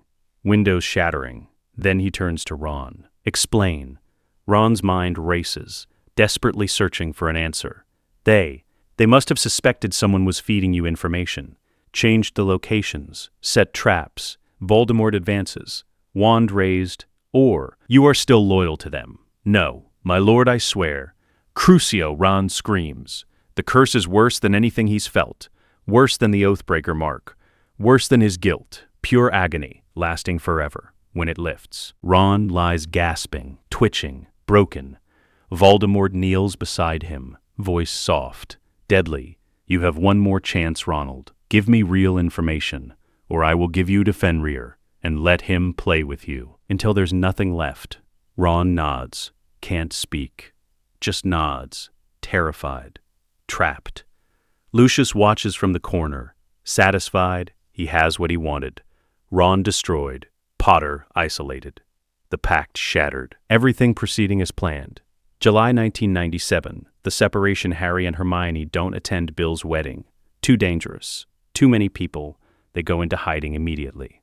Just the two of them. The dynamic shifts. Without Ron, they're colder, sharper, more efficient, but also lonelier. They don't argue. Don't banter, just plan, execute, move. Harry keeps Ron's old chess set in his pack, doesn't play it, just carries it. Hermione keeps a photo. From year 1, 3 first years at the Slytherin table. Young, united, hopeful. She looks at it sometimes, late at night, when Harry sleeps and cries silently, for what they lost. August 1997, the chamber base. They return to Hogwarts, not through the front gates, through the basilisk tunnel, the Chamber of Secrets entrance, moaning Myrtle's bathroom. They descend. Into the chamber it's theirs now, has been since year 2. They make it their base. Hermione sets up wards, powerful, intricate, unbreakable. Harry uses the basilisk. The creature is loyal, guards them, hunts for them. Hermione researches, uses the snake's magical senses to detect Horcruxes. The basilisk can feel soul wounds, torn pieces, hidden darkness. Where Harry asks in Parseltongue, the serpent closes its eyes, tastes the air, gold, deep beneath earth, guarded by dragon. That's the cup. Gringotts, more, crown, lost place, many objects. Echoes of need, room of requirement, the diadem. The basilisk coils tired, ancient, dying, but loyal, always loyal. October 1997, Gringotts heist. They plan carefully. Hermione studies the bank's layout, guard rotations, vault locations. They infiltrate using polyjuice. Hermione as Bellatrix Lestrange, hair from her robes at Malfoy Manor. Harry as a random Death Eater, face, generic, forgettable. They enter Gringotts, approach the teller.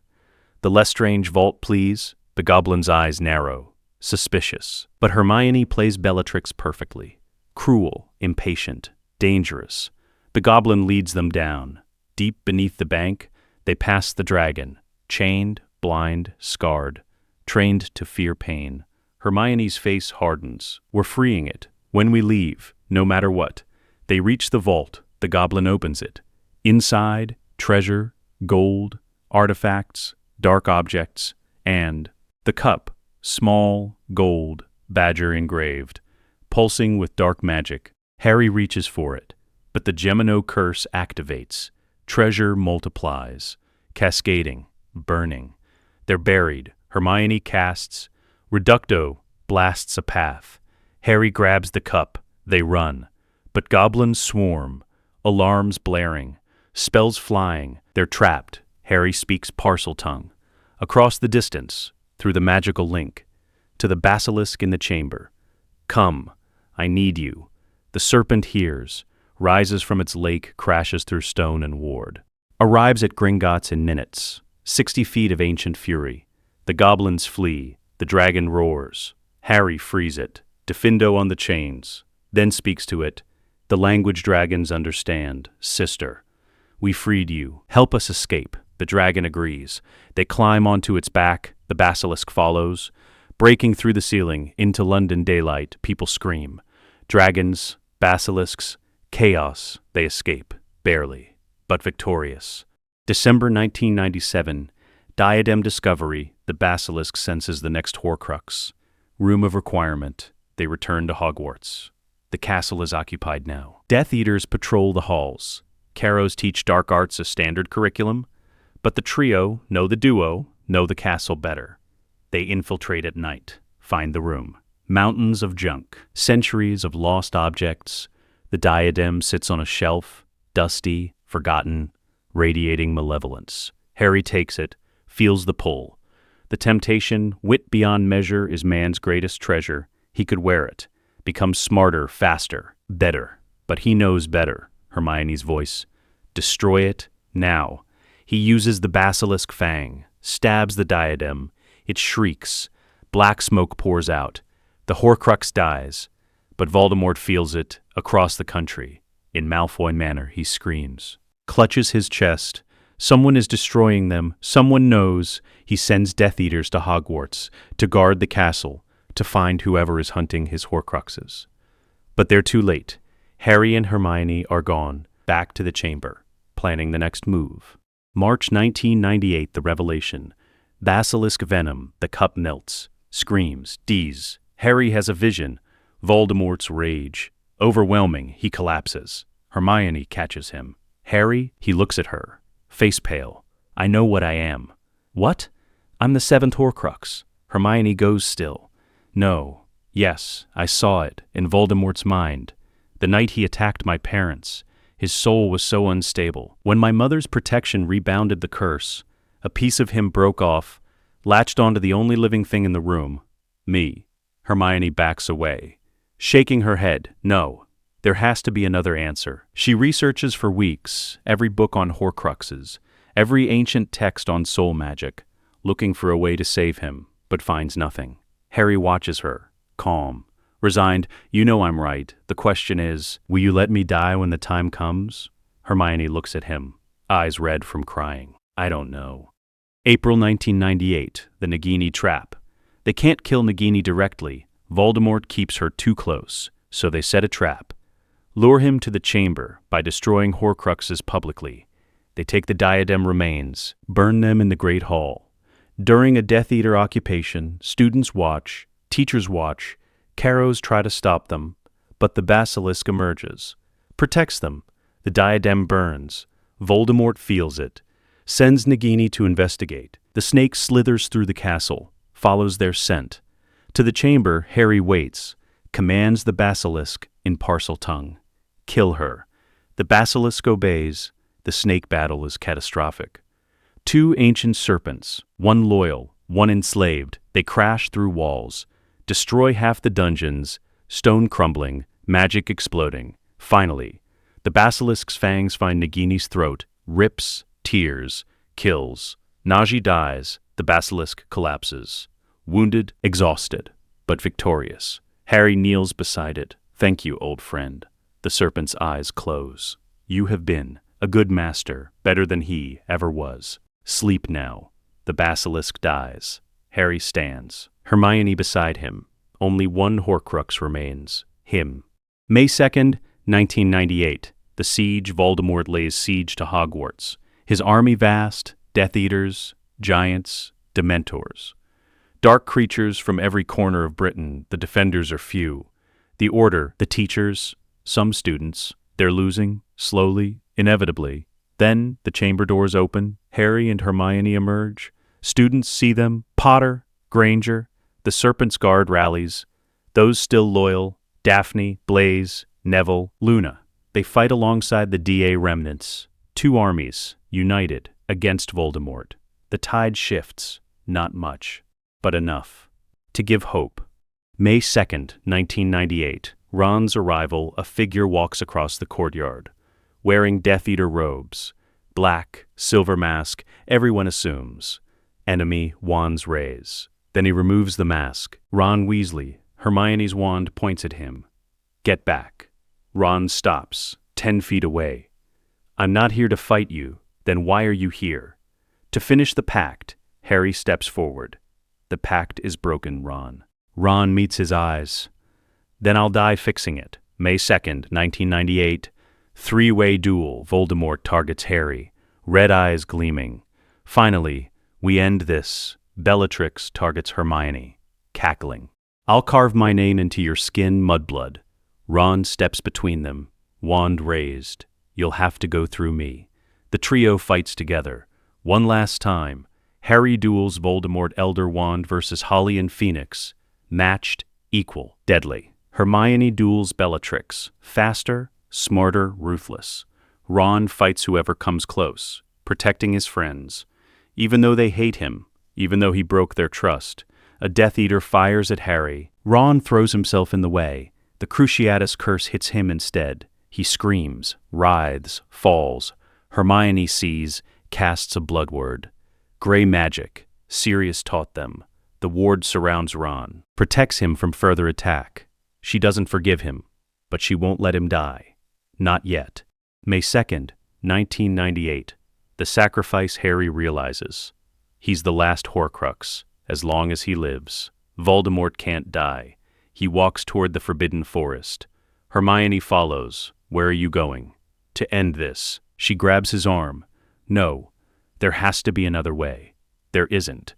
Ron staggers after them. Bleeding. Burned. Barely standing, grabs Harry's other arm. If you die, I die. That's the pact. Harry looks at him. You already broke it. Ron's voice is steady. Then let me earn it back. Hermione realizes. The pact of necessity. It was always about three. If one dies willingly for the other two, the oath is fulfilled. Harry, if you walk into that forest, and Ron follows, and you both die for me, the pact will kill me too. Harry stops. Then come with us. All three of us, together or nothing. She takes his hand. Together or nothing. They walk into the forest, side by side, the way they'll end. May 2nd, 1998, King's Cross. Harry wakes, but not in the forest, in a white space, vast, endless, bright, King's Cross. The liminal space between life and death. Dumbledore sits on a bench. Hello, Harry. Harry stands. Am I dead? Not quite. Not yet. Can I go back? Do you want to? Harry thinks of Hermione, of Ron. Of the war, yes. Then you can. But know this. The Horcrux inside you is gone. Voldemort's killing curse destroyed it. Not you. You're free, Harry, a voice speaks. Ron's voice. Hey, mate. Harry turns. Ron stands there, translucent, ghost-like, but smiling. What are you doing here? Earning back the pact. You're not dead. Not yet. But I will be. Ron. I screwed up, Harry, I know that, but I'm fixing it. I threw myself in front of Hermione when Bellatrix tried to kill her. The curse hit me instead. I'm dying. But the pact magic, it's protecting you both, letting you come back. Ron. Tell Hermione. Ron's smile is sad. Tell her I always knew she was the smart one. He fades. Gone. Harry screams. Ron. But he's alone. With Dumbledore. Go back, Harry. Finish this. Harry opens his eyes. May 2nd, 1998, the courtyard final duel. Harry wakes on the forest floor. Voldemort stands over him. Triumphant. Harry Potter is dead. But Harry isn't dead. He stands, wand raised. Voldemort staggers back. Impossible. Harry's voice is cold. You're mortal now, Tom. No Horcruxes left. Just a man. They duel. The final battle. Magic at its peak. Spells colliding, earth shaking. The crowd watches, silent, breathless. Voldemort fires the killing curse. Harry counters with Expelliarmus. The Elder Wand answers to Harry, because he disarmed Dumble. The wand refuses Voldemort. The curse rebounds. Hits Voldemort. He falls, body crumpling, dead. Finally, truly, permanently dead. The crowd erupts, cheering, crying. Celebrating, Harry doesn't join them. Doesn't shout in triumph, just looks at the battlefield, at the bodies, the destruction, the cost of victory. He turns, walks away from the celebration toward the dungeons, toward the chamber where Hermione waits, holding Ron's body. He's gone, Harry. I know. He saved us. I know. Was it worth it? Harry sits beside her. I don't know. They sit in silence, two survivors of a war that took everything, including their brother. June 1998, Ron's funeral. They bury Ron in the Slytherin common room, in a hidden crypt, ancient chamber beneath the dungeons, reserved for true serpents, those who died protecting the house. The Weasley family attends. Molly sobs uncontrollably. She blames Harry. You got my son killed. Harry doesn't defend himself, stands silent, accepting her grief, her rage. But Hermione steps forward. Ron chose this, Mrs. Weasley. He died saving us. Honor that. Don't diminish his sacrifice by making it Harry's fault. Molly crumbles. George places Ron's chessboard on the grave. The lieutenant earned his rest. The funeral ends. Harry and Hermione leave. Together. Always together now. July 1998, political aftermath. The Wizengamot convenes. Wants to reward Harry. Titles, honors, positions. He refuses everything, except one demand. Reform. He and Hermione draft new laws. The Slytherin Accords. Dismantling pure-blood supremacy. Regulating dark magic research. Not banning. Regulating, creating oversight for the ministry. Accountability. Transparency. The old families resist. But they lost the war. They have no power anymore. The Accords pass, unanimously, August 1998. The Ancient Thrones. Harry claims the Black Seat permanently. Hermione through political maneuvering, and her war record, is offered a newly created seat, Muggleborn representatives, the first of its kind. They become the youngest Wizengamot members in history, Harry 19, Hermione 18. At the ceremony, they don't smile, don't celebrate, just accept the burden, the responsibility of shaping the future. September 1998, Serpent's Guard disbanded. Harry calls one final meeting. The war is over. We won. But the Guard ends here. Most of you will return to normal lives. Some will become allies, political, personal. But we are no longer soldiers. Daphne and Blaise nod, already planning their futures. Neville looks sad, but understanding. Luna just smiles. You'll still fight Harry, just different battles now. One person visits Harry privately. Draco Malfoy, broken, guilty.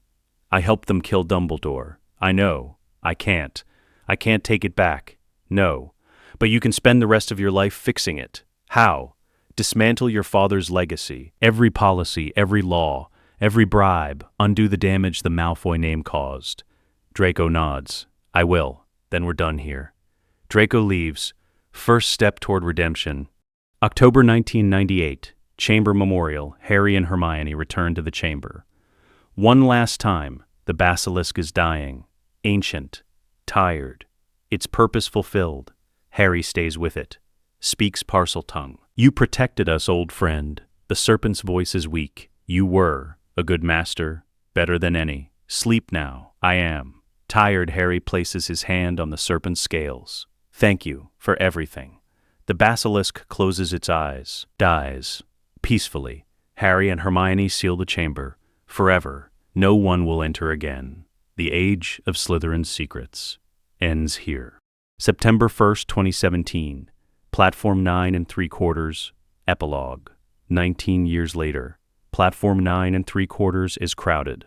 Families saying goodbye. Children boarding the Hogwarts Express. Harry and Hermione stand slightly apart, their children beside them, 2 kids each. James Sirius Potter, 14, Gryffindor 3rd year, his father's confidence. Rose Granger, 13, Ravenclaw 2nd year, her mother's brilliance. Albus Severus Potter, 11, 1st year, unsorted, nervous. Hugo Granger, 11, 1st year, unsorted, excited. The younger boys fidget. Albus looks at his father. Dad, what if I'm in Slytherin? Harry kneels, eye level with his son. Then you'll be in Slytherin. But everyone says Slytherin is where the dark wizards come from. Harry's expression hardens slightly. Everyone is wrong. Slytherin is where survivors come from. Where leaders come from. Some of the greatest people I knew were Slytherins. Hermione adds gently. The house doesn't make you who you are, Albus. You make the house what it becomes. But what if people hate me? Harry and Hermione exchange glances. A lifetime of pain in that look. Then you find the people who don't. And you hold on to them, no matter what. Hugo asks the question all children ask. What house will we be in? Hermione kneels beside Harry. Her voice is soft but firm. Whichever one teaches you to survive, and if it's Slytherin, she smiles. Cold, regal, the smile of someone who ruled from shadows. Then you'll rule it. The Hogwarts Express whistles. 5 minutes to departure. The children hug their parents, board the train. James and Rose lead their younger siblings to a compartment, showing them the ropes, the way older students do. Harry and Hermione stand on the platform, watching the train disappear. Other families leave, chatting, laughing, planning their days. Harry and Hermione remain, silent. Finally, Hermione speaks. Do you ever regret it? What? Slytherin. The path we took, everything that happened. Harry considers. No, we survived, we won, we changed the world. But I wish Ron had survived too. Hermione's eyes glisten. She doesn't cry often, hasn't cried in years. But this still hurts. He made his choice, Harry, I know. He died fixing it. I know. But I still wish. She doesn't finish. Doesn't need to. Harry takes her hand. The same way he has for 20 years. Come on. We have a Wizengamot session this afternoon. The Education Reform Bill. Hermione straightens. Business mode. Right. Daphne said she'd support it if we compromise on the creature rights clause. We're not compromising on that, then we need Blaise's vote.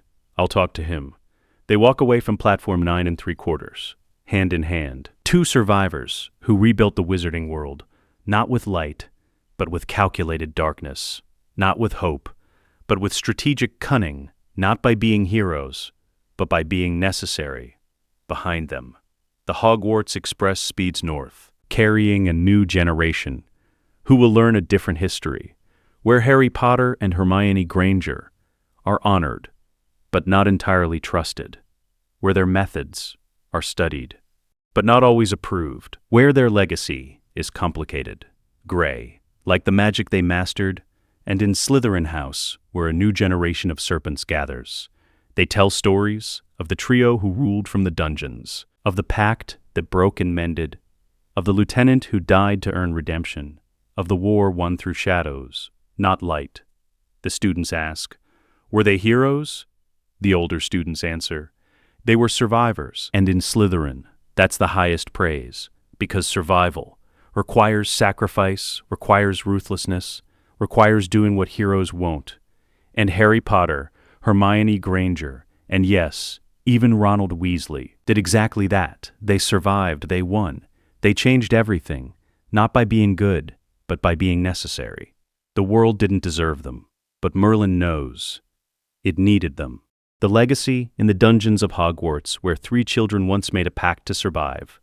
A new generation of serpents gathers. They've heard the stories, the Slytherin trio, who fought a dark lord, not with light, but with darkness, who won a war, not through hope, but through strategy, who changed everything, not by being good, but by being necessary. One young student asks, were they heroes? An older student answers, they were survivors. And in the end, that's worth more than heroism. That's worth everything. The world didn't deserve them, but it needed them. And in the dungeons of Hogwarts, where shadows reign, where ambition thrives, where cunning wins, a new generation will learn what Harry Potter and Hermione Granger taught. Power isn't given, it's taken. Final image. The Slytherin common room. Empty, silent, a plaque on the wall. 3 names engraved: Harry James Potter, Hermione Jean Granger, Ronald Bilious Weasley, the Slytherin trio. Together or nothing, below it.